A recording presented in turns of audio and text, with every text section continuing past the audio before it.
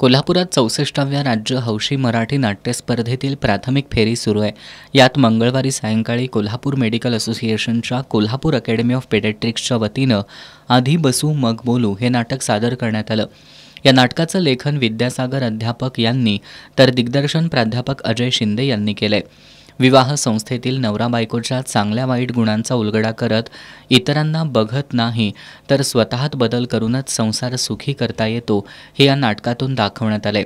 विवाह संस्था ही मानवी समाज जीवनाचा एक महत्त्वपूर्ण भाग आहे। मग लव्ह मॅरेज असो किंवा अरेंज मॅरेज, नवरा बायकोत वादविवाद ठरलेलाच असतो। यालाच नाईलाजानं संसाराचा गाडा ओढणं सुद्धा म्हटलं जातं। असाच संसाराचा गाडा ओढणारे आणि एकाच अपार्टमेंटमध्ये राहणारे काळे आणि पाटील हे दाम्पत्य नवरा बायको या नात्यांमधील अनेक पैलूंचा उलगडा करतं।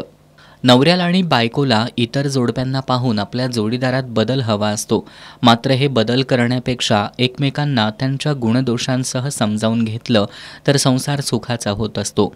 त्याचबरोबर आपल्यामध्ये दुसरं कोणीही बदल करू शकत नाही, आपणच आपल्यात बदल करू शकतो तरच संसार सुखी होतो हा संदेश या विनोदी नाटकाच्या माध्यमातून देण्यात आलाय।